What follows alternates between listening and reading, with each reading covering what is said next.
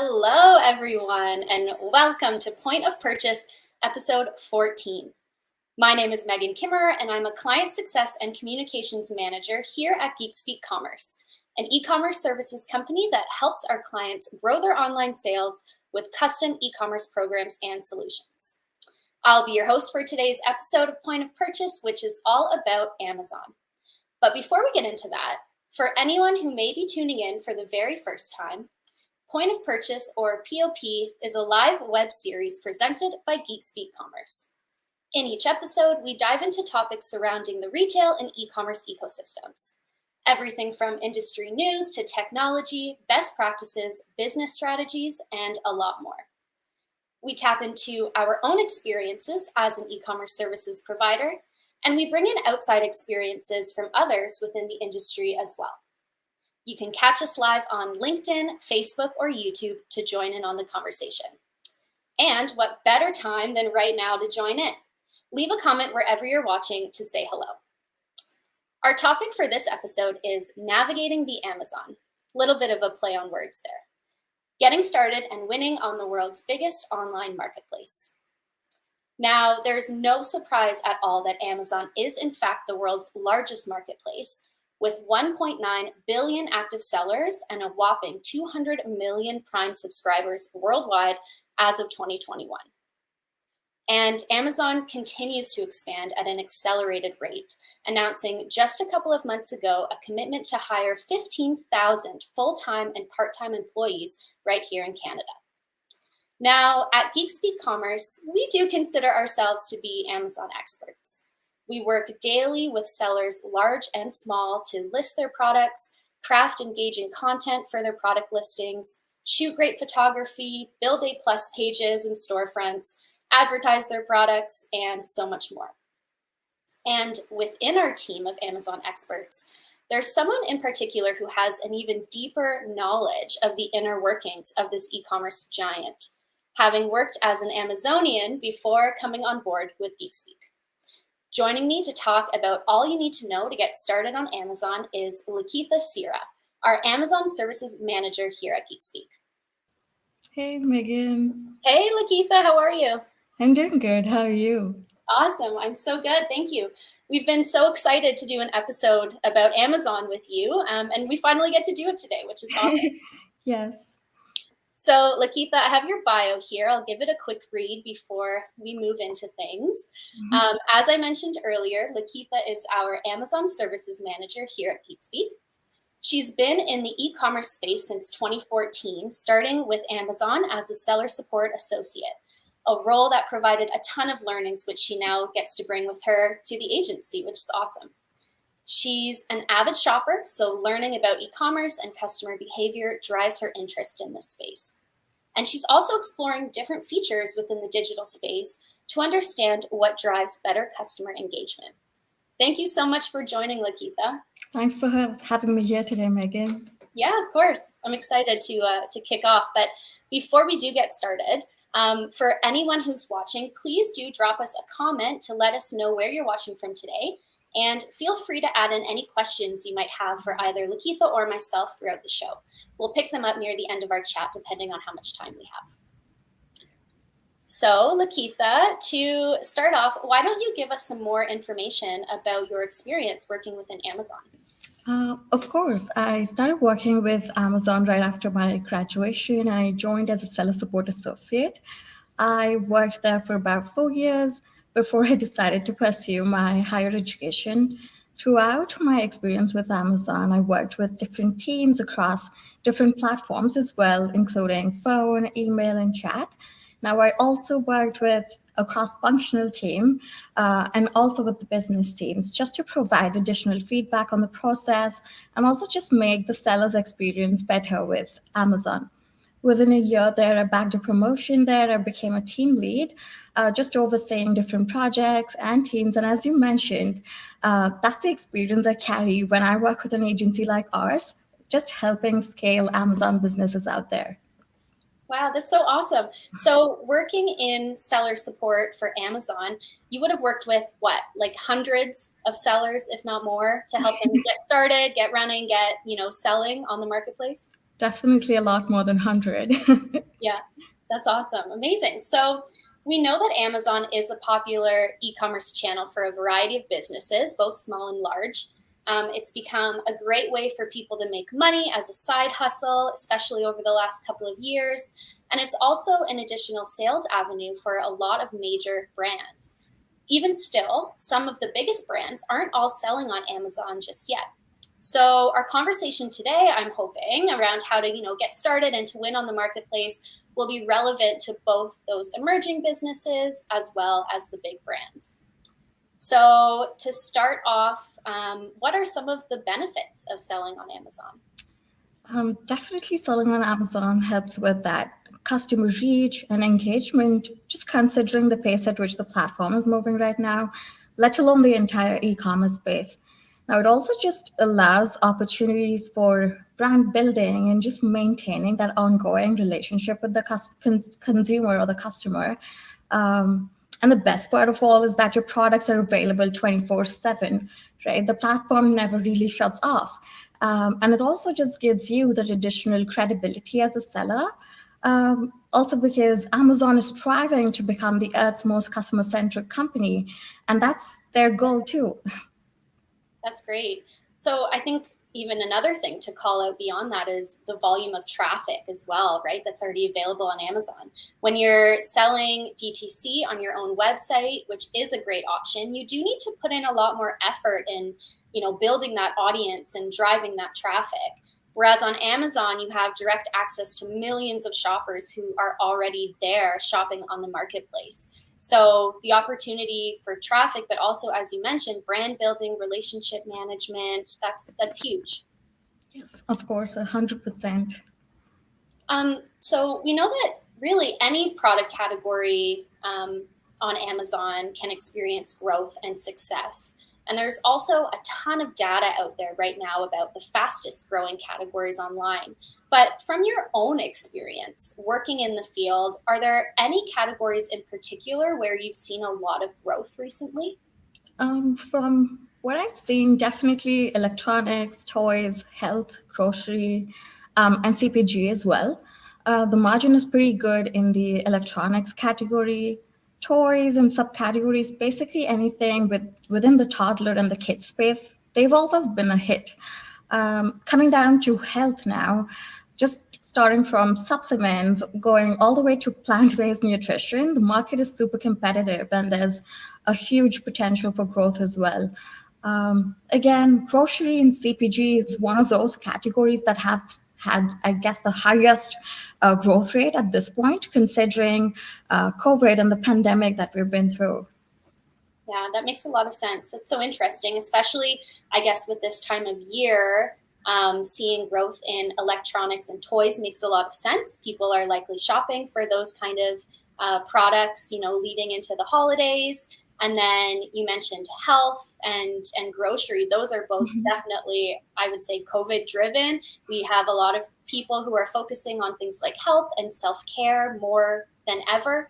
And then, when we were all stuck in our houses and not necessarily able to make it out to the grocery store as much, it really opened up e-commerce to a lot of new, people, older people who didn't necessarily trust e-commerce before. So yeah, it definitely makes sense that you're seeing growth in those particular categories. Yep. And yes, it did kind of shift the way you shop too, right? And the points you've mentioned are absolutely right. Yeah, definitely. So let's take our viewers through the journey of launching and selling on Amazon. Let's say I have a brand and some really great products. What are my first steps in getting set up? You would, of course, need to create an Amazon account for yourself. For that, you'd need a credit card, an ID, physical address, just your tax and bank account information as well, and an email ID. And that is it. You're pretty much good to go. Wow, cool. So we'll get into some of the other steps required a bit later on in terms of building content, running ads, all of that good stuff. But it sounds like the process of actually getting started or signing up to sell is pretty quick and can be done in like an afternoon. It actually is. Awesome. Are there any barriers to entry on Amazon? And if so, what can I do to navigate these? There are a couple of categories that require approval from the Amazon team before you decide to go in and sell. And of course, the process is outlined on Seller Central, where you can apply. And once you've been approved, you could go in and list your products. Some of them are a strict no. Some of the product categories that you cannot sell at the moment would be live animals, fine art, weapons, etc. Other than that, from an accounts perspective, unless you've been restricted by Amazon before, you would not have any issues selling on Amazon. In that case, my suggestion would be go in, fix the issue that had happened before, rather than just opening up a new case or an account just for the selling purpose, right? Just go fix the issue and then get started with the original account that you've had. Yeah, that's great advice. I never even thought of the possibility of selling live animals on Amazon. I'm glad that you brought that up as a category that's not allowed, because I'm sure there's someone out there somewhere who has attempted it. And that's awesome advice regarding, if you've ever had issues before, not to just try to open a new account, just focus on resolving those issues and relaunching. That would be the best way to go. What kind of fees are associated with selling on Amazon? Definitely the primary ones would be selling on Amazon fees. Now, there's two different selling plans. You can choose to be a professional seller with Amazon or an individual seller. With professional, you pay them a monthly subscription. With an individual selling type, what you would do is just pay a certain fee each time you sell a product. Other than that, category specific fee would be applicable based on the products that you're trying to sell, and just basic fees in terms of return. And this all depends on what kind of fulfillment you're choosing and how you want to deliver your products to your customers. Okay, great. And can you also explain the difference between a vendor account versus a seller account? Oh, sure. Vendor Central is basically an invite only program. You will need Amazon to send you an invite before you decide to go in and sell as a vendor. With Vendor Central, essentially you're selling your items to Amazon at a certain price. Most often, this price is non negotiable, so it may not be the best option for all SKUs. The other thing as well with Vendor Central is that Amazon has almost complete control over your items. So you would need to decide what products would best fit Vendor Central and then sign up for the process. With Seller Central, the platform is pretty open. No invitation is required. And based on your example, you can pretty much go in anytime, any day, and go in and sign up for a Seller Central account. Uh, the good thing about Seller Central is you get to interact with the customers directly. You have control over pricing. You can do your own quantity adjustments, fulfillment, and also just maintaining that account level metrics there are on the platform overall. Great. So sounds like there are definitely, pros and cons, different considerations to each, but what really comes down to it is getting that invitation from Amazon once they recognize the growth potential in your brand. If you're, thinking that you may want to lean towards the vendor side.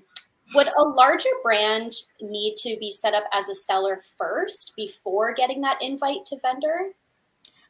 If they don't have an existing invite already, then the first option to get into Amazon would be having a Seller Central account. And then gradually, when you do get the invite, you can move into Vendor Central. Now, that, of course, leads up to your question having both a Seller Central and a Vendor Central account.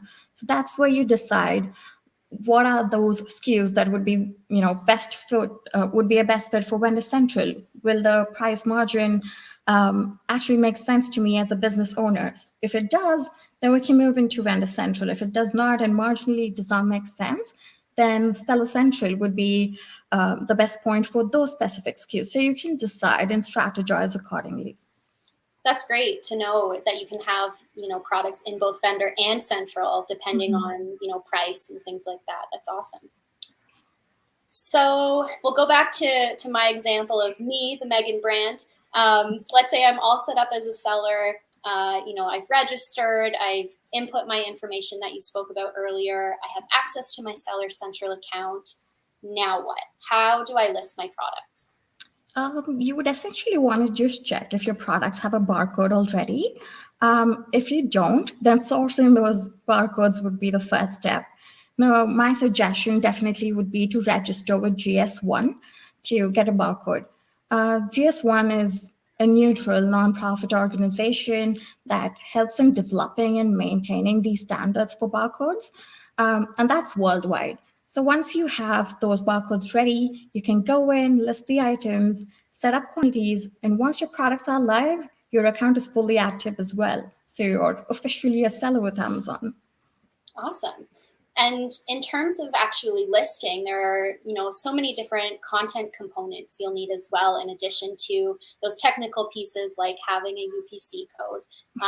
You'll need your product title, your feature benefit bullets, a product description, as well as a minimum of one image, right? Mm-hmm. Right. And then of course it's not enough, right? Just Yeah, to have it's not. that one image in the gallery or just a splattering of words on a page. So what do I need to consider when it comes to creating content, both written and visual, that will actually drive traffic to my listing? Definitely, keywords would be the main thing you would need to consider. And the next would be your brand messaging. Just figuring out as a brand owner or as an organization, what is that message you'd like to convey to your customers? So, what do you want people to think when they look at your product or if they want to shop something on Amazon specific to your product group? Now, just incorporating all of that into your content, into your image gallery, just having a complete image gallery also really just helps with that traffic and just make sure you have eyes on your listing. Awesome.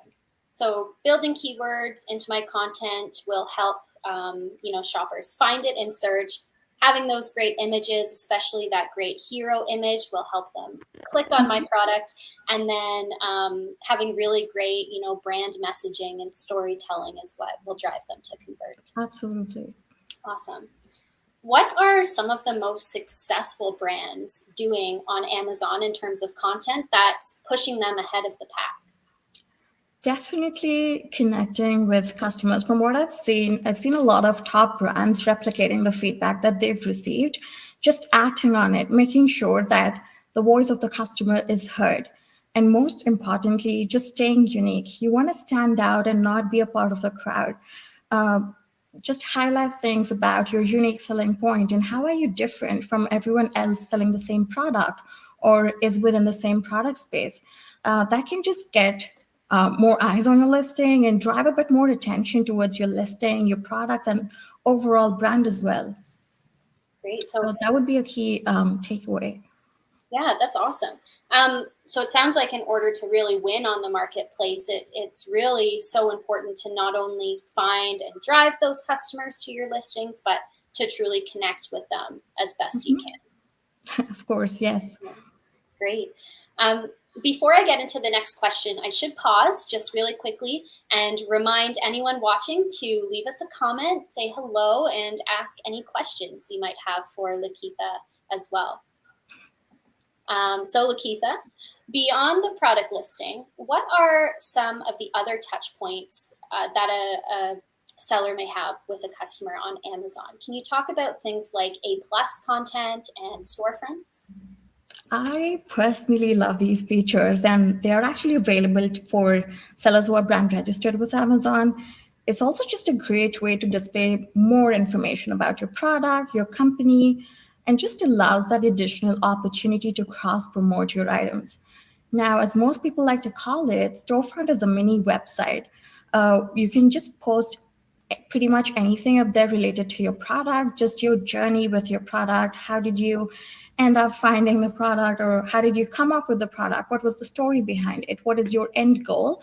Things like that just helps get a better sense of how the seller ended up with the product and how I can, as a customer, connect to the product. So, just a better way to convey your overall goal as a company and as a product owner as well. Awesome. Yeah, that's great. And we often say that, having really great SEO and rich content is what will bring people to your listing, but then having that A plus content is what will enhance the experience even more and lead to the sale. Absolutely. And your point about cross-selling on a storefront is so important as well, as the brand building opportunity there. So that's great. Driving traffic organically through great content is one thing, but what about driving traffic through paid measures like advertising? Can you touch on the options for sellers who want to advertise on Amazon? Absolutely. It's definitely a great tool for seasoned sellers and brands on Amazon, but also for someone who's just starting in order to help with product visibility and also customer reach. Driving those new customers to your product pages and to shoppers who have not necessarily shopped your product before, but have been in the space, have been in the same product category, and have shopped your competitors' items. But definitely, yes, what you're doing with advertising is driving that customer to your page. But what will lead them to converting as a customer or as an order would be what's available already for them to make that purchase. Do you have a good image gallery? Do you have enough content to help them make that buying decision? So that's important as well. Yeah, that's such an important point to note, because if your content on the product listing is not already optimized, what you're doing is you're spending money driving traffic to a listing where customers land and they're like, what is this product? I can't make the connection. So it's Absolutely. super important to have really great optimized content on that landing page so that they do end up converting. How do product reviews impact sales, and how can sellers manage that? Uh, in my experience, products with better and more reviews convert more. Higher the rating, the chances of conversion are higher. So it also just builds that customer trust and drives them to make that purchase. When you also see a fellow customer leaving a good review on a specific product, you may want to try the product and see if you like it yourself. And in my experience too, and when I shop too, I look at what other people think about it, look at the photos, the pictures, the videos that they've posted, and then think if I should go with the product or not. So definitely makes a huge impact when it comes to conversions. Yeah, I agree. I'm the exact same way, especially lately. Like, I don't buy anything pretty much unless I can read the reviews and see. It's such a huge component of e-commerce that I think sometimes is almost forgotten about, because as a seller, you may think, well, I have no control over what people are saying about my product, but you really do. Taking the time to, respond to any potential negative feedback, to change things, to incorporate any questions customers may have into your copies. Things like that just make such a difference. Yeah, of course, and that also leads back to the point I was making, right? Listen to your customers. So just listen to what they're saying and try to incorporate that feedback into your listing, your product page, your images, just to help them make that informed decision. Yeah, definitely. Speaking of reviews, in order to review a product, a shopper needs to actually receive it, of course. What sort of options are available to sellers on Amazon when it comes to shipping and order fulfillment? There's two that you can look at, FBA and FBM. FBA is fulfillment by Amazon. As the name says, you're basically utilizing Amazon's fulfillment service to get the product delivered to the customer. Additionally, when you opt in for this service, you get to use Amazon's customer service team. They also help with any questions customers may have during the ordering process or throughout the transit delivery. And the best part is that they manage returns for us as well. So sellers basically have to just ship the product out to the fulfillment center, and Amazon would pick it up, pack, and then ship the item out. With FBM, it's fulfillment by merchant. Essentially, you as a seller would need to confirm orders, partner with a carrier service to get the item delivered, and also do the customer service piece yourself and get the product back in case of a return. If you do have a process in place, then this would be a better option for sure.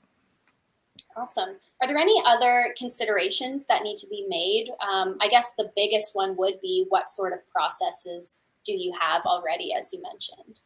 Right. So if you have all your logistics and your warehousing in place, then you know already how it works, and you're current existing carrier would be the best option to go with.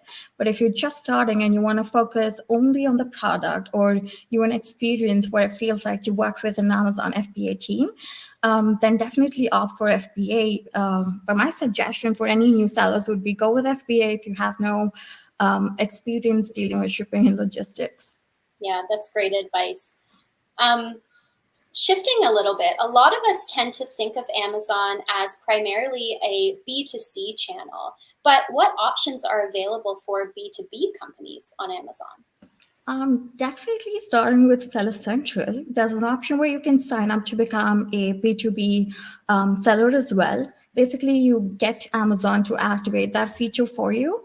And then each time you try to see how many orders you've made, just checking reports, you can segregate your orders by B2B and B2C.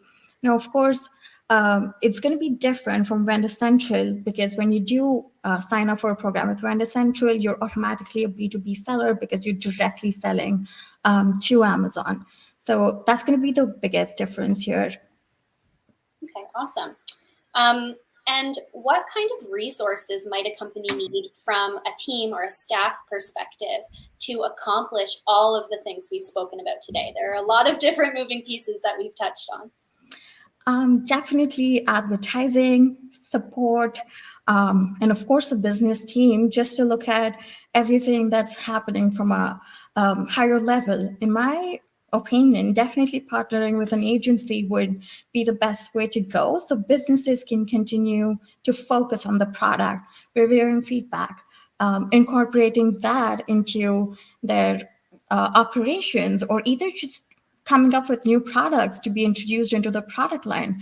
So just having that agency as a part of your team, as an extended team, would be great, because they can help you focus on the metrics that are on Amazon that can help you become a great brand and a great seller as well. Wow, yeah, that's perfect advice, because as a business owner, you can't be everywhere at once. You can't be an expert at every one thing. So Right. being able to leverage partnerships to fill in those gaps, I think, is super important. Yeah, absolutely. And of course, agencies have more experience with different product categories. So they know the space a little bit more, so they can help us with that aspect. Absolutely. Great. So we've touched on a lot of great tips today to help new sellers get started on Amazon, from registering their brand to listing their first product to making the sale. In your opinion, Lakitha, how important is it to have an Amazon strategy, and how can a company incorporate this into their overall e-commerce channel? I feel it's the first thing you should do. It's super crucial because having no strategy just doesn't get you anywhere in terms of expectations. You wouldn't know what to expect from a certain outcome, or if you see something going really well, you wouldn't know what the next steps would be. It would be like shooting in the dark. And also, once you have a certain strategy, you want to see what your goal is for the next 3 months, 6 months, or a year from now for your product or for your brand. And again, just inspect what you've done in the past. Someone said inspect to expect. So you want to go back and see what really worked well for your brand, what hasn't, and how can we improve that going forward to achieve those goals that we've set for our business. So definitely have a plan when you get Yeah, to for selling on sure. Amazon. And I like that, inspect to expect. That's a cool way of thinking about it. So I have one last question for you, but before I get into that, actually, we do have a viewer question from YouTube. So on YouTube, Ali has asked, what price consideration or impact does FBA versus FBM have? From my experience and based on some of the categories that I've worked with, FBA is a cheaper option, considering that they do your Amazon customer service. They also take care of returns. In terms of FBM, you would have to generate a return label yourself, and that would be an additional cost other than the regular delivery cost that you would incur for the order. But again, it may differ from different product categories, but maximum number of times I've seen that FBA would be a best option. But when it comes to FBA as well, you will have fees associated to storage, but definitely will be way lesser than any warehousing opportunity that you may see elsewhere. Great. And thank you, Ali, for the question. And as another reminder, we are wrapping up, but if any viewers do have any questions that you'd like to leave as a comment, we can always go back to them later on and answer them for you. So Lakitha, we are wrapping up, but we do always like to end with a bit of a fun question for our guests. So what was the last item you purchased on Amazon, and what was your experience like? I actually purchased a toy for my nephew Oh. and was expecting it to arrive 2 days after. And I kept tracking the product. It never really showed up. And it went back and the order got canceled, basically. And then I had to place another order, wait for a couple of days when it finally arrived. Oh, no. It was good because the product was actually great. My nephew really loved it. But the hassle of going back and forth, reviewing the tracking, just checking to see what's happening with the order and having to place the order again was a bit of a struggle. I think what would have really helped is if someone would have contacted me and said, hey, this is what happened during the transit, which is why we're having to return the product back or place an order again, and this is how you can do it. Things like that just would give me an additional affirmation, I guess. But it all worked out because the product was good. So I'm willing to let that go. Well, that's honestly the perfect example, because it's so important for sellers to, be present from start to finish in the customer's journey, or at least, be able to act quickly when things go wrong, as you mentioned, because you could have the very best product in the world. It's the most fun toy. The kids love it. But if there are issues along the line, you could really turn someone off of your brand. Right. They could be a lot less forgiving than you are. For So, sure, yes. yeah, that's great. Okay, well, thank you so much, Lakitha, and thank you to everybody for tuning into this episode of Point of Purchase. I hope you learned some really great stuff about Amazon as a channel, especially if you're new to e-commerce and looking to get started, or looking to take the leap into this channel as part of your e-com strategy. As always, if you have any questions that come up, please don't hesitate to drop them as a comment wherever you're watching, or to email us at info@geekspeakcommerce.com. If you're interested in learning more about our Amazon managed services and in working very closely with Lakitha, please send us an email here as well, or check us out at geekspeakcommerce.com. And finally, follow us on social media to keep an eye out for our next episode. Have an amazing rest of your day, and see you next time on Point of Purchase. Bye, Lakitha. Thanks, Megan. Bye.